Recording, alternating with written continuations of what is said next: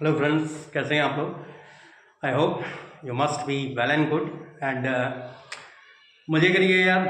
पहली चीज़ तो ये, ठीक है ना। और लास्ट हमने जो थ्योरम डिस्कस करी थी इट वॉज स्टॉक्स थ्योरम, और आज हम बात करेंगे इसके एप्लीकेशंस की कि स्टॉक्स थ्योरम में भाई हमने कर्ल के बारे में डिस्कस भी किया था कि भाई अगर हम किसी भी वेक्टर फील्ड के अंदर किसी वेक्टर के कर्ल का किसी सरफेस एस पर लिया गया जो सरफेस इंटीग्रल होता है उसी वेक्टर फील्ड के लाइन इंटीग्रल के बराबर होता है, जहां पर जो लाइन इंटीग्रल है वो किसकी बाउंड्री पर लिया गया है, उस सरफेस की बाउंड्री पर लिया गया है। वो बाउंड्री तो हमेशा क्लोज थी, क्लियर, लेकिन सरफेस आपका ओपन था। तो यहां पर अब हम उसके बात करेंगे एप्लीकेशंस की, जिसमें से मैंने एक एप्लीकेशन लिखी हुई है और मैं पहले भी कह चुका हूं क्या कि दीज एप्लीकेशंस में be asked in BSc and for the BTech persons also, ठीक है ना, क्योंकि ये फिजिक्स में भी उतना ही इंपॉर्टेंट है as well as it is important in mathematics, ठीक है। तो दोनों ही चाहे हम सब्जेक्ट किसी की भी बात करें दोनों में ही इंपॉर्टेंट है।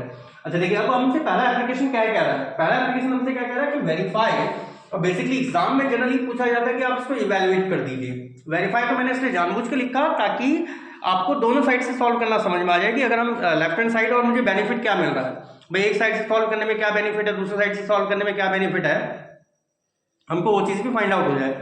तो हमें क्वेश्चन क्या कह रहा है, verify Stokes theorem for vector field. इस वेक्टर फील्ड के लिए स्टोक्स थ्योरम को वेरीफाई करिए and S is the surface of the upper half of the sphere.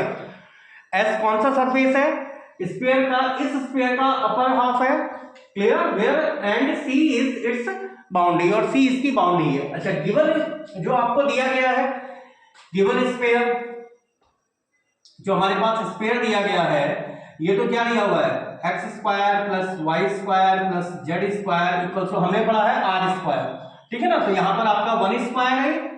तो ये कौन सा स्क्वायर होता है, एक ऐसा स्क्वायर जिसका सेंटर टो 000 और रेडियस कितनी है, 1 है। लेकिन अगर भी हम बात कर रहे हैं केवल कौन से पोर्शन की, अपर हाफ की, ऊपर वाले हाफ की, तो अगर मैं ऊपर वाले हाफ की बात करूं थ्री डायमेंशनली, अच्छा इसको आप एग्जांपल से समझ लो, स्क्वायर मान लेना यार, ठीक है ना, क्योंकि स्क्वायर में क्या होगा, ये नीचे का भी बॉल होगा, इसको स्क्वायर कंसीडर कर लो, ये नीचे का भी बॉल होगा, ये अपर हाफ, मतलब आपने स्क्वायर को क्या किया, बीच से इंटरसेक्ट कर दिया, बीच से कट कर दिया है। अब मुझे केवल इस पोर्शन के लिए निकालना है, तो यहां पर तो देखो ये वाला पोर्शन तो क्या हो गया, पूरी तरह से सरफेस एरिया ऊपर हो गया, लेकिन इसकी बाउंड्री क्या आ गई, ये बाउंड्री आपकी क्लोज है, क्लियर। इसको स्क्वायर मान के चलिएगा, इस बाउल को स्क्वायर अगर मैं कंसीडर करके चल रहा हूं, तो यहां पर भाई ये जो मेरा स्क्वायर है, स्क्वायर कुछ इस तरह का कंसीडर कर लीजिए, लेकिन हमने केवल अपर हाफ को ही कंसीडर करना है, या मान लेना centre and that is our upper half.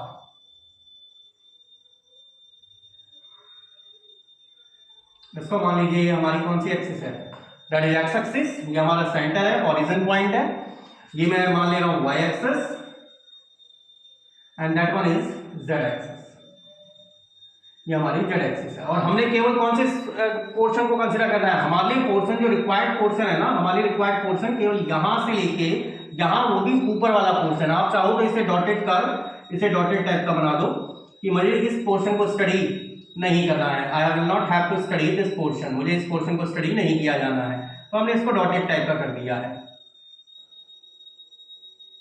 हमें इस पोर्शन को नहीं लेना है। अच्छा, ये कैसा स्फीयर था, एक ऐसा स्फीयर था जिसका सेंटर तो 000 और रेडियस कितनी है 100, तो यहाँ को -100 आ जाएगा, इधर को 001 आ जाएगा, जेड एक्सिस वाला अगर मैं बात करूं इट विल बी 001, और यहाँ को बात करूं भाई अगर ये y की पॉजिटिव है, ये तो 010 और ये 0 -10, y की नेगेटिव एक्सिस, मतलब यहाँ पर हम एक्सिस कैसे कंसीडर करके चल रहे हैं, समझ में आ गया होगा सभी के।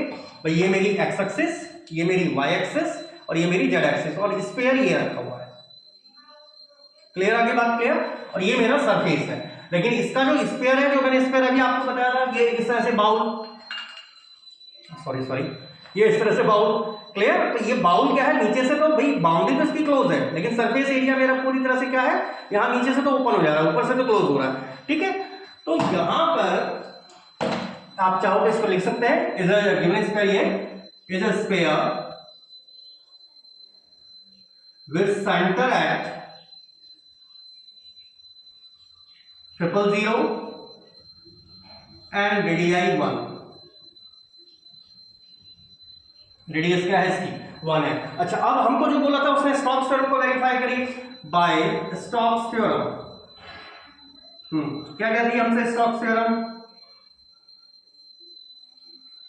That is surface integral of curl of the vector field. Vector field आपको दिया हुआ है f vector dot ds, it should be the closed line integral of f vector dot dr।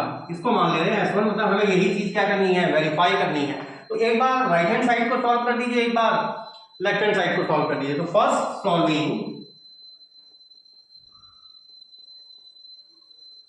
Right hand side, हम पहले right hand side को solve कर रहे हैं। एफ वेक्टर हमें क्या दिया गया है, एफ वेक्टर की वैल्यू दी है 2x minus y out of i minus y z square j minus y square z and k. अच्छा डी आर वेक्टर, भाई आर वेक्टर की वैल्यू हमें मालूम होती है, आर वेक्टर मैं कई बार बता चुका हूँ, x i y j plus z k. D r vector क्या हो जाएगा, d x i d y j d z k. तो f dot d r vector, पहले तो इस फंक्शन की वैल्यू निकाल दे रहे हैं, तभी हम पूरी एंटायर बाउंड्री के लिए बात करेंगे। तो ये फंक्शन मेरे पास कितना आ गया, 2x minus y out of i y z square j y square z k in dot product में, इसमें डी लगा दीजिए साथ में, that is d x i d y j and d z k. अच्छा जब हम डॉट प्रोडक्ट करते हैं तो उसमें क्या रहता है हमारा i to i j to j and k to k, then it will become 2x minus y out of dx minus y z square dy minus y square z and dz। अच्छा अब यहां पर देखिए जो मेरी boundary थी ना, ये बाउंड्री मेरी किस प्लेन में है, ये तो आप किसी भी तरह से ले सकते थे। आप यहां पर जैसे मैंने इस एक्सिस को y एक्सिस कंसीडर किया हुआ है, ये मेरी x एक्सिस है, इसका मतलब ये बाउंड्री एंटायरली किसमें लाई कर रही है। जो स्फीयर को अगर आप ऐसे कट करोगे, इसको मैं x एक्सिस इसको y एक्सिस कह रहा हूं, तो इसकी बाउंड्री क्या है, बेसिकली एक सर्कल है जो किस प्लेन में है, xy प्लेन में है। Exactly it is a circle which lies in a xy plane. तो यहां पर आप चाहे लिख लें as boundary C of sphere is a circle। कौन सा सर्कल हो गया वो, x square plus y square equals to 1। क्योंकि अगर मैं इस सर्कल की इक्वेशन निकालना चाहूं तो इस सर्कल का सेंटर वही 0 और रेडियस क्या आ जाएगी, अगेन 1 1 आ गई। लेकिन इस सर्कल के लिए जेड की वैल्यू कितनी हो गई, 0, क्योंकि ये सर्कल तो पूरी तरह से किसमें लाई कर रहा है, एक्स वाई प्लेन में। तो boundary C of the sphere is a circle lying in x y plane, और एक्स वाई प्लेन पर आपका that is z equals to 0। अच्छा अब ये सर्कल है फॉर सर्कल, द सर्कल को आप पैरामेट्रिक इक्वेशन में क्या लिख सकते हैं, x को cos t y को sin t, और जो कंफ्यूज हो रहा हो ये ऐसे समझ लो, इसका स्क्वायरिंग और इसकी स्क्वायरिंग करो, cos square t plus sin square t that is equals to 1। और पैरामेट्रिक फॉर्म कहने का मतलब होता है जब हम x को किसी दूसरे वेरिएबल में और y को भी किसी दूसरे वेरिएबल में रिप्रेजेंट करते हैं, या t हमने यहां पर वेरिएबल कंसीडर किया हुआ है, तो आप x को cos थीटा और y को sin थीटा भी कंसीडर कर सकते थे। अब क्योंकि मेरी बाउंड्री क्या थी, बाउंड्री मेरा एक सर्कल है, ठीक है, जो एक्स वाई प्लेन में एग्जिस्ट कर रहा है, तो उसमें जेड की वैल्यू तो 0 है। तो जेड अगर 0 हो गया, as if z equals to 0, इसका मतलब dz की वैल्यू भी 0 है, भैया dz भी 0 है, और dz अगर 0 है इसका मतलब f dot d r vector, ये क्या बन गया, जेड जहां जहां जेड आपको दिखाई दे रहा है वहां 0 कर दीजिए। तो 2x minus Y and dx, देखिए ये z 0 हो गया, ये z भी 0 dz भी 0, तो f डॉट dr की वैल्यू केवल कितनी है, 2x minus y out of dx। अब हमें केवल इस वैल्यू को किसमें प्लेस कर देना है, s1 में। तो एक बार इसको कॉपी कर लीजिए, देन आफ्टर हम इसको प्लेस करके फिर इसकी क्या नाम है, राइट हैंड साइड को कैलकुलेट कर दे रहे हैं। तो बस इसको कॉपी कर लीजिए। तो हमारी राइट हैंड साइड क्या बन गई, राइट हैंड साइड बन गई हमारी c f dot dr equals to c 2x minus y और साथ में dx। अच्छा अब ये c क्या थी, मैंने अभी आपको थोड़ा पहले बताया, c मेरी क्या थी, उस सर्कल की पेरीफेरी थी, और ये सर्कल मेरा किसमें लाई कर रहा था, एक्स वाई प्लेन में। तो मैं केवल इतने स्पेस को रफ वर्क के लिए यूज कर रहा हूं, ठीक है ना। ये मेरा सर्कल था, ये बॉटम एरिया बना रहा हूं मैं, इसका जो इसका बॉटम है, ये बॉटम एरिया बना रहा हूं। ये मेरी एक्स एक्सिस थी, ये मेरी वाई एक्सिस थी, और इसका सेंटर था ये। अच्छा, अब सर्कल में भाई जो हमारे सर्कल की इक्वेशन थी, मैंने अभी आपको बताया सर्कल की इक्वेशन को आप क्या लिख सकते हैं, x equals to cos t, y equals to sin t। और यहां पर अगर हम इसे t में, अगर मैं इसे कन्वर्ट कर रहा हूं, एंगल में कन्वर्ट कर रहा हूं, इसका मतलब अगर हम थीटा में कन्वर्ट करें या t में कन्वर्ट करें, तो t यहां पर 0 से स्टार्ट होगा और लास्ट वापस ये पूरा राउंड घूम के कितना पहुंचेगा, t इक्वल्स टू 0 से 2 पाई, क्योंकि अगर हम सर्कल की बात कर रहे हैं तो इसी इक्वेशन को आप क्या लिख सकते हैं, दैट इज पूरे कंप्लीट इंटीग्रल के लिए 0 से 2 पाई इस 2x मतलब 2 cos t माइनस y मतलब sin t, इसको क्या लिख सकते हैं, dx by dt into dt as x था आपके पास cos t, तो dx बाय dt की वैल्यू आ गई आपके पास कितनी, इट इज sin t। इसका मतलब जो आपके left hand side right hand side है ये बन गया 2 cos t minus sin t and it is minus sin t and dt। It will become 0 से 2 pi 2 cos t sin t with negative sign plus sin square t and out of dt। जो आपका पहला expression है ये पता होगा 2 sin theta cos theta, that is sin 2 theta का formula होता है, तो यहां पर हो गया sin 2t प्लस इस sin स्क्वायर थीटा को क्या लिख सकते हैं आप, it can be written as 1 minus cos 2t by 2 and out of dt। तो एक बार इसे सॉल्व कर दीजिए, तो sin 2t का अगर हम करेंगे तो sin 2t का हमें क्या निकालना है, it is to be integrated, इसे इंटीग्रेट किया जाना है, तो इसको इंटीग्रेट करेंगे तो cos 2t with 1/2 and it will B limit 0 से 2 पाई प्लस हाफ को अगर इंटीग्रेट करेंगे तो इट विल बिकम 1/2, और यहां पर मतलब 1/2 तो आपका बाहर से आ गया, अंदर रहेगा कितना 0 से 2 पाई 1 minus cos 2t and out of dt। यहां पर देखो चाहे आप t की वैल्यू अगर 2 पाई रख रहे हैं तो cos 4 पाई की value 1 minus cos 0 that is 1, तो ये वैल्यू तो आपकी डायरेक्टली क्या हो गई 0 प्लस 1/2। यहां पर पहले को करेंगे तो t और t की लिमिट 0 से 2 pi it will be 2 pi plus cos 2t का cos 2t है तो ये कितना आ जाएगा 1/2 of sin 2t and limit 0 से 2 पाई। अब इसमें भी देखें sin 0 तो 0 ही होता है, ऊपर भी अगर चेक करें तो sin 4 पाई, sin पाई 2 पाई 3 पाई 4 पाई या फिर sin n pi, whatever the number is, सब में वैल्यू इसकी क्या वैल्यू आ जाती है 0, तो it will become only 1/2 into 2 pi and that is equals to pi, और इसको कुछ नाम दे दीजिए, मान लीजिए मैं नाम दे दे रहा हूं d1। तो ये हमारी कौन सी साइड सॉल्व हुई, it is right hand side and left hand side.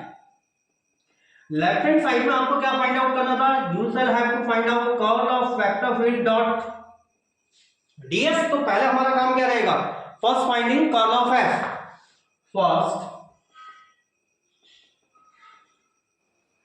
Finding curl of f vector, और कर्ल ऑफ f वेक्टर को कैसे लिखते हैं आप, that is del cross f। मैं इधर का स्पेस यूज कर ले रहा हूं, here it is curl of f vector, आपको उसी के नीचे करना है, that is del cross f। भाई दो वेक्टर का क्रॉस प्रोडक्ट है i j k, इसके डेल के component del by del x, del by del y, del by del z, and f vector was ये दिया था आपको 2x minus y and minus yz square, third one is minus का y square z। तो इस curl f की value मेरे पास कितनी आ जाएगी, इट विल बिकम i। इसका y के रिस्पेक्ट में करें तो इसका अगर हम y के रिस्पेक्ट में करेंगे, पार्शियल डिफरेंशिएशन करना है तो माइनस का z तो कॉमन, तो ये कितना आ गया माइनस का 2yz माइनस, तो माइनस माइनस हो गया प्लस, प्लस का 2yz प्लस j में करिए, इसका करें z के रिस्पेक्ट में इट इज 0, फिर माइनस ये इसका x के रिस्पेक्ट में इट इज 0, प्लस के में करेंगे इसका 0 minus minus plus it is 1 and it is के ओनली। तो जो curl of vector field F है उसकी वैल्यू कितनी है आपके पास, के वेक्टर। तो एक बार इसका कॉपी कर लीजिए, उसके बाद हम सॉल्व करने जा रहे हैं लेफ्ट हैंड साइड। तो हमने जो फाइंड आउट किया था that is curl f equals to k vector. अब हमें फाइंड आउट जो एलएचएस फाइंड आउट करना है that is surface integral curl F dot ds vector. अच्छा मैंने आपको बताया भी था कि ये जो हमारा हेमिस्फीयर है, ठीक है ना, या आधा स्फीयर जिसको बोलते हैं हम, हेमिस्फीयर है, इसका जो सरफेस था ये सरफेस तो ओपन था, ठीक है ना। ये सरफेस के अगर हम इसकी ट्रेसिंग एंटी क्लॉकवाइज ही देखो, मैंने ट्रेसिंग ले रखी है, इस तरह से ट्रेसिंग ले रखी है। तो इस तरह से ट्रेसिंग ले रखी है, इसका मतलब जो यूनिट नॉर्मल जा रहा है इसका कहां की तरफ जा रहा है, in the direction of z axis, in the direction of z axis. इसका मतलब here curl f vector dot ds vector को आप क्या लिखेंगे, curl f vector dot n cap ds। Curl f की वैल्यू क्या थी, के कैप, एन कैप भी किसके अलोंग है, यही एन कैप की डायरेक्शन है, क्योंकि जो मेरा सरफेस है इस सरफेस का यूनिट नॉर्मल के कैप भी है, इट इज ds, और k डॉट के आपको पता है ds होता है। अब ये ds भाई, ये जो ds है ये ds एरिया किस प्लेन में लाई कर रहा है, it is lying in xy plane, ठीक है ना। तो लाइंग इन xy प्लेन है तो इसको आप क्या लिख सकते हैं, it is dx dy upon mod of n dot k। तो n डॉट n की वैल्यू तो k ही है ऑलरेडी पहले से ही, मतलब चाहे आप चाहे तो ऐसा लिख सकते हैं n डॉट k, क्योंकि हम प्रोजेक्शन कंसीडर करके चल रहे हैं सरफेस एरिया इसका इन z एक्सिस। तो dx dy बाय ये k dot k, again value क्या जाएगी आपके पास 1। इसका मतलब जो आपके पास लेफ्ट हैंड साइड आ गई इट विल बी s, इस एंटायर वैल्यू की वैल्यू कितनी आ रही है, it is only dx and dy। अच्छा अब यहां पर dx एंड dy भाई इसको फाइंड आउट कैसे करेंगे, इनकी लिमिट क्या है। ठीक है, फिर से मैं, और ये आपने मैथ्स में पढ़ा है, बीएससी पार्ट 1 में भी, आप आई थिंक सो इंटर में भी पढ़ा है। अगर आपने नहीं पढ़ा है तो एक बार मैं हल्का सा रिवीजन दे रहा हूं भाई। ये अगर मेरा सर्कल है जो एक्स वाई प्लेन में था, ठीक है, अब आपको ये देखना होता है कि बेसिकली यहां पर हमारा किसके रिस्पेक्ट में इंटीग्रल फर्स्ट है। अब इसमें आप इंटीग्रल तो चाहे आप इसके रिस्पेक्ट में, लेकिन लिमिट बहुत जरूरी है, ध्यान रखिएगा, लिमिट बहुत जरूरी रहती है dx, और अगर मैं सेकंड इंटीग्रल dy के लिए कंसीडर कर रहा हूं तो x में तो मेरी लिमिट कहां से कहां जा रही थी भाई, x में। अब देखो मेरा पहला इंटीग्रल मैं ये लेके चल रहा हूं, पहला इंटीग्रल मेरा किसके रिस्पेक्ट में है, it is with respect to y। तो आपको हमेशा स्ट्रेट पैरेलल लेनी पड़ेगी y एक्सिस से, आपको एक स्ट्रिप लेनी पड़ेगी किसके पैरेलल, y एक्सिस के। और अगर यही चीज मैं पहला इंटीग्रल x के रिस्पेक्ट में कंसीडर करता तो मुझे स्ट्रिप लेनी पड़ती x के पैरेलल। क्लियर। अब अगर y के पैरेलल ले रहा हूं तो इस सर्कल की इक्वेशन आपको क्या थी, x square plus y square is equal to 1। y मेरा, y हम कैसे देखते हैं, नीचे से ऊपर, x देखते हैं लेफ्ट से राइट। यहां पर लेफ्ट से राइट तो x में वैल्यू -1 से 1 जा रही है, मतलब x की लिमिट तो -1 to 1 है। y में, y आपका यहां पोर्शन से इस पोर्शन पे जा रहा है, y में डायमेंशन मेरी इस पोर्शन से इस पोर्शन पे जा रही है। तो y यहां से आप क्या निकाल सकते हो, y स्क्वायर को ऐसा लिख सकते हैं 1 - x स्क्वायर।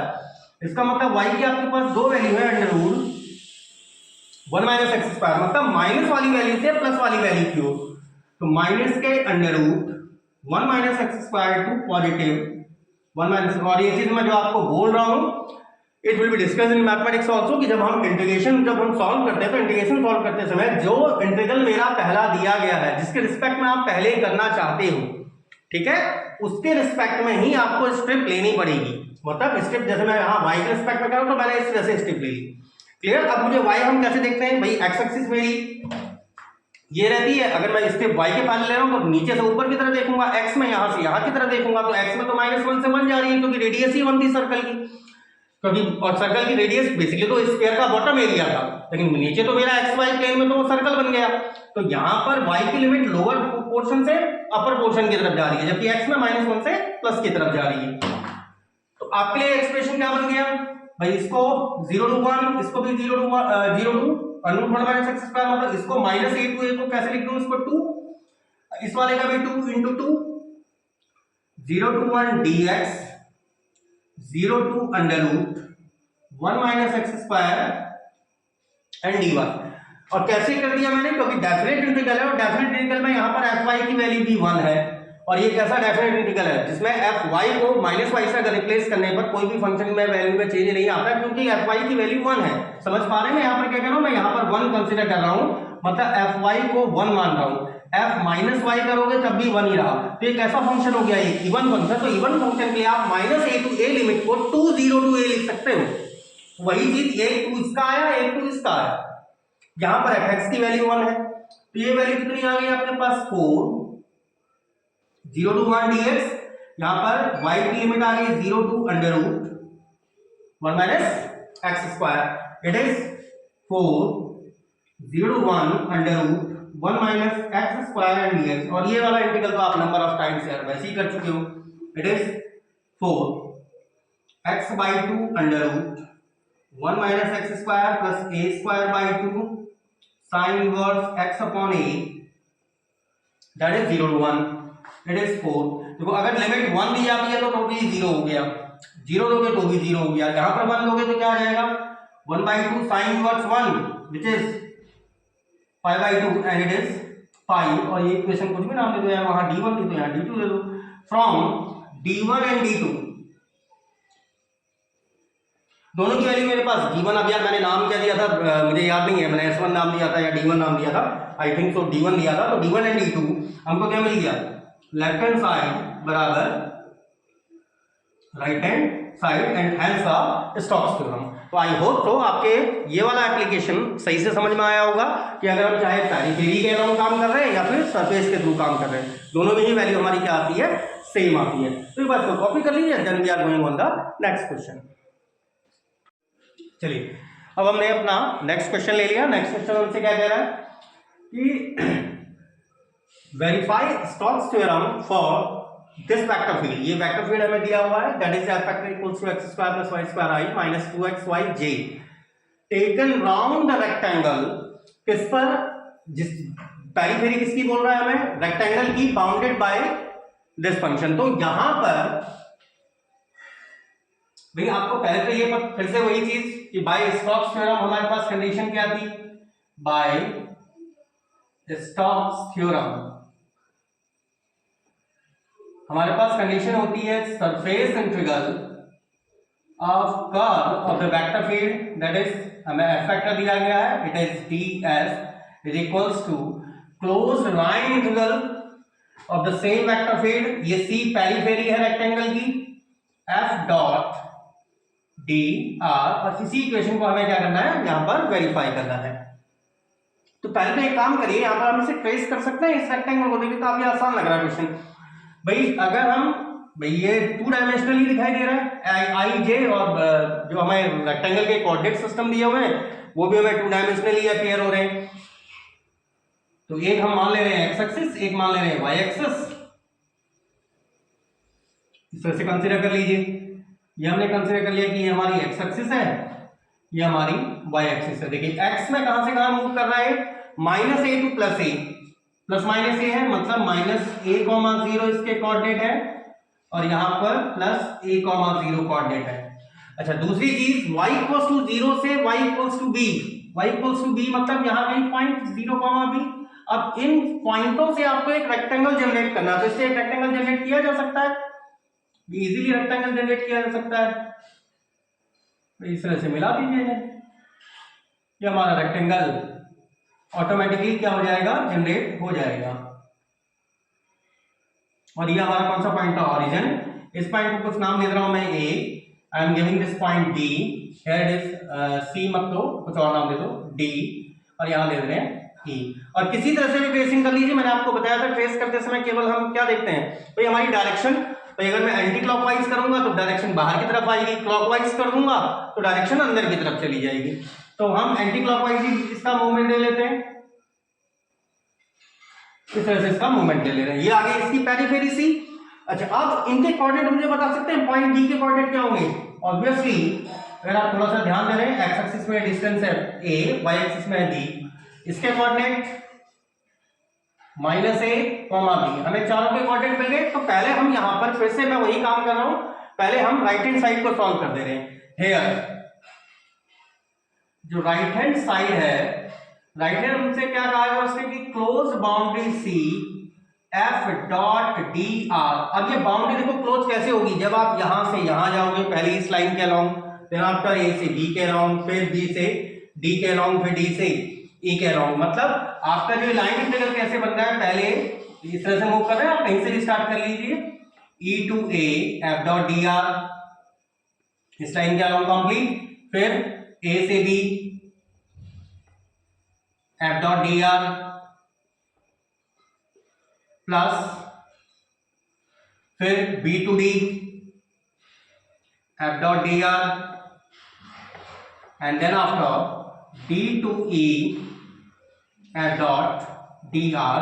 और मैं इनको रीनेम कर दे रहा हूं ताकि हमारे लिए लिखने के लिए थोड़ा सरल हो जाए, I1 I2 plus I3 and plus I4, और सबको नाम दे दिया मैंने सी। मतलब मुझे ये चार इंटीग्रल को कैलकुलेट करना पड़ेगा इस राइट हैंड साइड को कैलकुलेट करने के लिए। तो पहले हम अलोंग डी ए सॉरी ई ए के लिए कैलकुलेट कर दे रहे हैं। फर्स्ट अलोंग ई के कोऑर्डिनेट आपको दिए देखे माइनस ए टू 0 टू ए कौन सा पॉइंट है, that is a comma 0। Clear.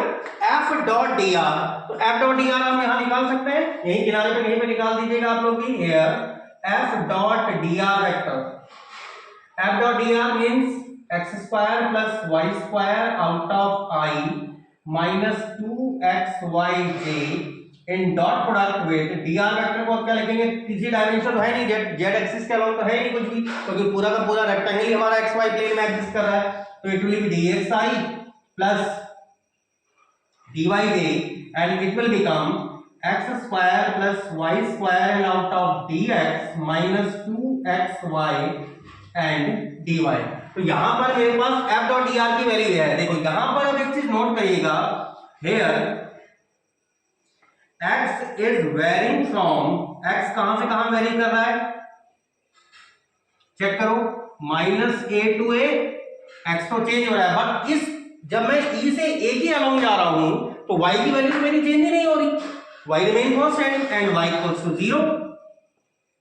अच्छा y अगर 0 है इसका मतलब डेफिनेटली इस पाथ में dy भी 0 होगा, dy भी 0 है तो f डॉट dr कितना बन गया, f डॉट dr, हमारे f डॉट dr की वैल्यू ये थी, तो y भी 0 है और dy 0, dy 0 से तो ये पूरा टर्म हमारा एंटायरली 0, यहां पर y को 0 कर दीजिए, तो ये क्या बन गया x स्क्वायर एंड dx।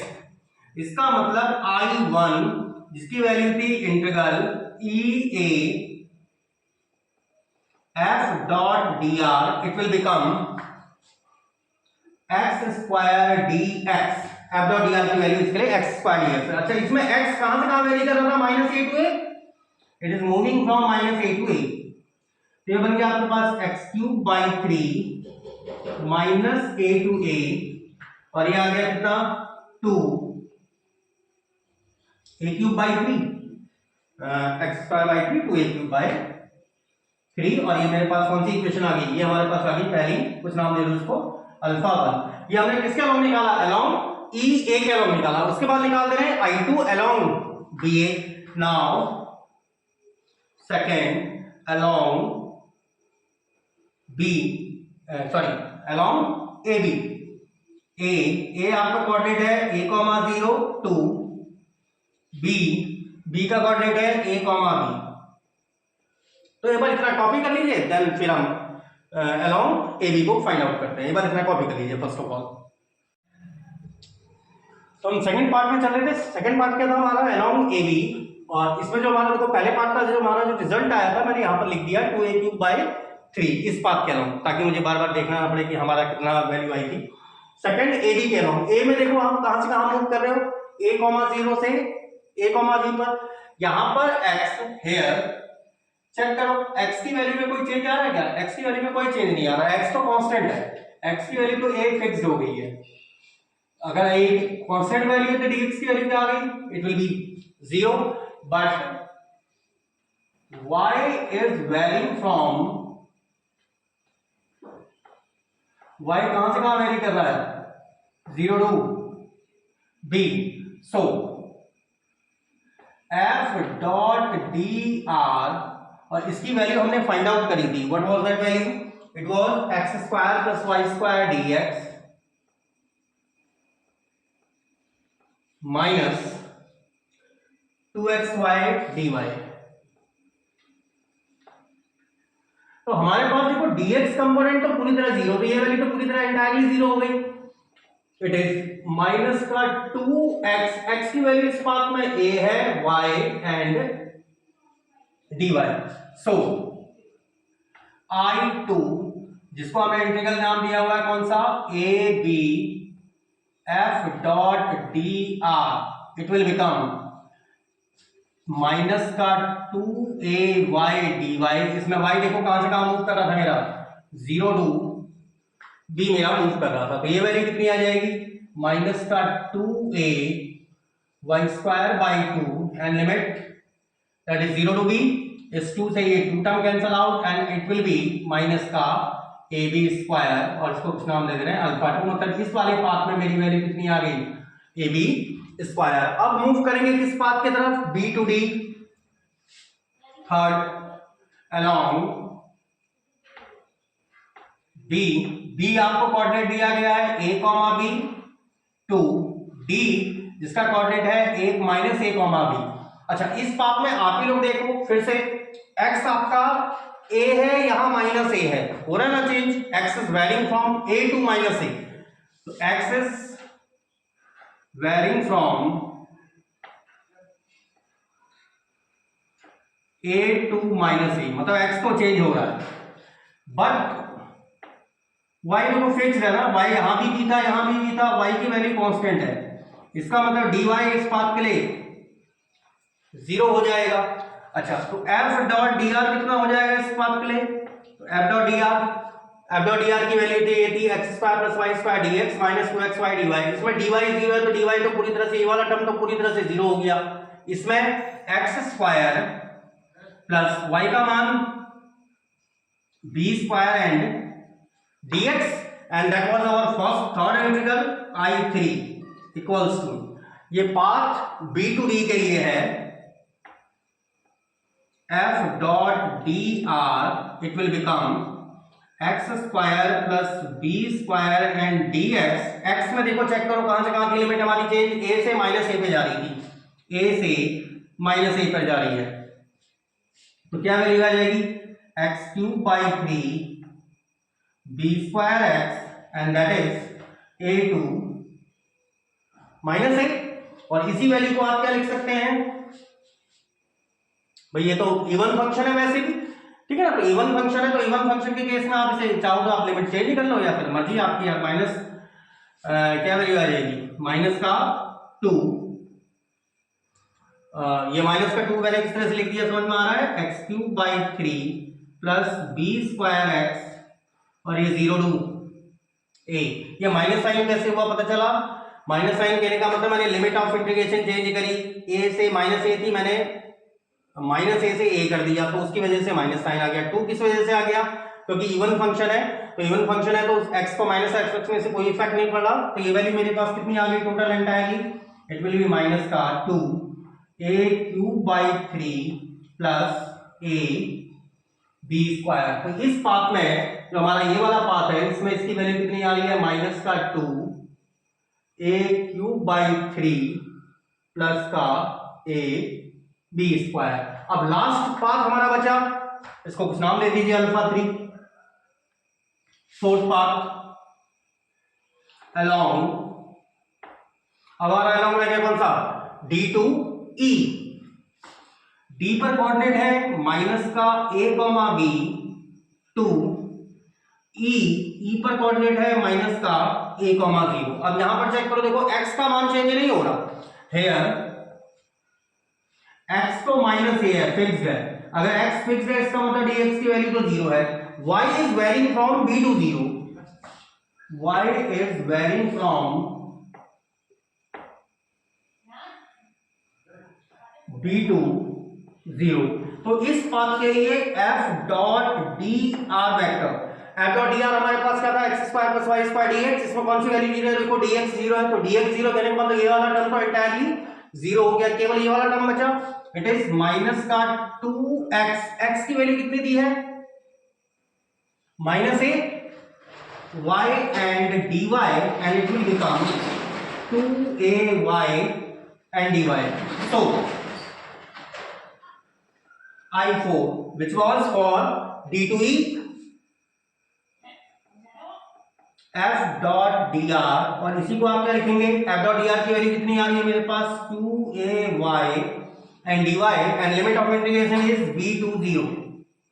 तो मैं इसको 0 से b बना दे रहा हूं, तो माइनस का 2ay square by 2 0 to b, ये माइनस का 2 समझ गए आप, ये मैंने 0 से b बना दिया इसको लिमिट को, ये 2 से 2 कैंसिल हो जाएगा और ये वैल्यू आ जाएगी माइनस का ab square and that is alpha 4. इसका मतलब हमने चारों पाथों के लिए कैलकुलेट कर दिया, e से a भी कर दिया, a से b भी कर दिया, b से d भी कर दिया और d से e भी कर दिया, और इस पाथ में कितनी वैल्यू आएगी माइनस का a b स्क्वायर. अब हमें केवल क्या करना है, एक साइड राइट हैंड या लेफ्ट हैंड साइड इस साइड लिखा था, उस साइड को सॉल्व करने के लिए हमें चारों को केवल क्या करना है, सम करना है. तो एक बार इसको कॉपी कर लीजिए, देन हम वन साइड को कैलकुलेट कर लेंगे इजीली.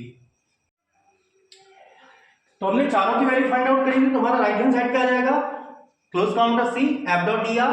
देखिए जो पाथ में हमने जो वैल्यू निकाली थी, इस पाथ के 2 इस पाथ के अलाउंग थी 2a क्यूब बाई 3, इसमें थी माइनस ab स्क्वायर, इस पाथ में इस 2 को मैंने अंदर साइन कर दिया है, दैट इज दिस वन, और इस पाथ में थी माइनस का ab स्क्वायर. तो यहां पर ये दोनों टर्म आपके cancel out and it will become minus का 4ab square and that is s1. तो ये हमारी कौन सी साइड आ गई है, राइट हैंड साइड. अब बात करेंगे इसके लेफ्ट हैंड साइड की, and for left hand side में क्या था, दैट इज सरफेस इंटीग्रल, और इस सरफेस में हमने एंटी क्लॉकवाइज लिया, इसका मतलब इसका जो डायरेक्शन होगी के कैप के अलाउंग होगी, मतलब जेड एक्सिस के अलाउंग होगी, क्योंकि एक्स एक्सिस ये है, वाई एक्सिस ये है, जेड एक्सिस यहां पे जाएगी ऊपर की तरफ. तो ये curl F dot ds vector, here curl of f vector, it is del cross f, और मल्टीपल टाइम करा चुका हूं दो वेक्टर की cross product, i j k del by del x del by del y del by del z, और इसमें जो f vector था that is x square plus y square, i वाला कंपोनेंट ये था और j वाला कंपोनेंट है माइनस का 2xy, k वाला कंपोनेंट आपका 0 है. तो ये वैल्यू कितनी आ जाएगी हमारे पास, it will become i, that one is 0 and that one is 0, it is 0. j वाली इस तरह से करिए, it is 0 minus 0 plus k, and it is minus के x के रिस्पेक्ट में करेंगे तो x के रिस्पेक्ट में करेंगे तो माइनस का 2y, और यहां करेंगे माइनस तो माइनस का 2y, it is माइनस का 4y and out of k, since n cap किसके बराबर था, के कैप. मैंने अभी आपको बताया, क्योंकि जो मेरा एरिया है किस प्लेन में है, एक्स वाई प्लेन में है, ये एक्स एक्सिस है, ये वाई एक्सिस है, मतलब मेरा एरिया तो हो गया किस प्लेन में भाई, ये मेरी एक्स एक्सिस, ये वाई एक्सिस, तो एरिया तो मेरा एक्स वाई प्लेन में है, जो उसकी डायरेक्शन है वो के कैप जेड एक्सिस के अलोंग है, तो एरिया तो डी एक्स डी वाई है, तो एन कैप जो के कैप की डायरेक्शन में चला गया.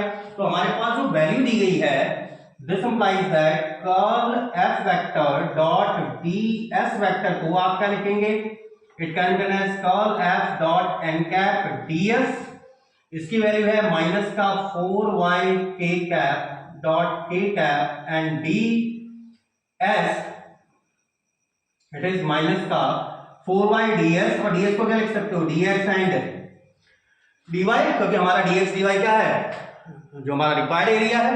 सो कौन सी साइड है, लेफ्ट हैंड साइड. तो लेफ्ट हैंड साइड मेरे पास क्या आ गई, double integration s curl f dot ds and it will become double integral minus का 4y dx एंड dy. अब इस इंटीग्रल को तो आसानी से सॉल्व किया जा सकता है भाई. पहला इंटीग्रल dx के लिए कंसीडर कर लो, सेकंड इंटीग्रल y के लिए कंसीडर कर लो. x में लिमिट देखो, x में कहां से कहां जा रहा है, minus a to a, y में कहां से जा रहा है, 0 से b, y में दिख रहा है ना, ये y मेरा यहाँ पर एक सेंटर, ये तो सेंटर पॉइंट था, ओरिजिन था, 0 से b तक की तरफ मूव कर रहा है. तो ये मेरे पास वैल्यू क्या आ गई, इट इज माइनस का 4 माइनस का a to a dx and that one is y square by 2 limit 0 to b, इस 2 से माइनस 2 कैंसल आउट, वो sorry minus 4 cancel out, minus 2 times minus a to a, और ये आ गया b square and dx it is minus a to a को फिर से आप माइनस का क्या लिख सकते हैं 4 0 to a b square dx it is minus का 4b square and x to the limit 0 to a minus का 4ab square and that one is s2। अब आप एक चीज नोटिस करो s1 या s2 एग्जैक्टली आइडेंटिकल है फ्रॉम S1 एंड S2 क्या है आपके पास LHS equals to RHS hence the theorem, और यही आपकी थ्योरम क्या हो जाती है वेरीफाई हो जाती है। और ऐसा नहीं है कि देखो यहाँ पर तो हमें डायरेक्टली मिल जा रहे हैं कि भाई डायरेक्टली हम एक DS एलिमेंट की डायरेक्शन को हम आसानी से फाइंड आउट कर ले रहे हैं। जैसे मैंने आपको क्या बताया जेड एक्सिस के लॉन्ग का आसानी से मुझे दिखाई दे रहा है इनके, लेकिन अगर मुझे कहीं पर ऐसा फंक्शन अगर या ऐसा एरिया मुझे मिलता है जहां पर जिसकी डायरेक्शन नाइदर मैं आई कह रहा हूँ ना ही जे कह पा रहा हूँ ना ही के कह पा रहा हूँ, तो वहां पर हम किसके थ्रू निकालते हैं, क्योंकि एरिया मेरा कैसा एलिमेंट है that is scalar field. Scalar field है और स्केलर फील्ड का अगर मुझे डायरेक्शन निकालनी है तो उसके अलग होगी gradient of that scalar field, ठीक है ना, क्योंकि ग्रेडियंट क्या होता है उस एरिया एलिमेंट के ठीक परपेंडिकुलर डायरेक्शन में आता है, तो जो ग्रेडियंट फाई की डायरेक्शन होगी उसी वही उसकी डायरेक्शन होगी। चलिए आज के लिए क्वेश्चन सफिशिएंट है और मेहनत करिए भाई, और कोई दिक्कत होती है तो डेफिनेटली मुझसे पूछिए, और फर्दर क्वेश्चन अगर होंगे जो एग्जाम्स में पूछेंगे then definitely I will discuss with them, तो उसके साथ डिस्कस किया जाएगा। और अगर आपको कोई चीज़ नहीं आती है, मैं मल्टीपल टाइम आपसे बोलता रहता हूँ, कोई चीज़ नहीं आती है तो कमेंट बताइए भाई, कमेंट के थ्रू मुझे बताइए, लाइक करिए, शेयर करिए और सब्सक्राइब भी करिए भाई। और टिल देन बी हैप्पी, मजे करिए लाइफ के और खूब पढ़ाई करिए। Okay bye bye.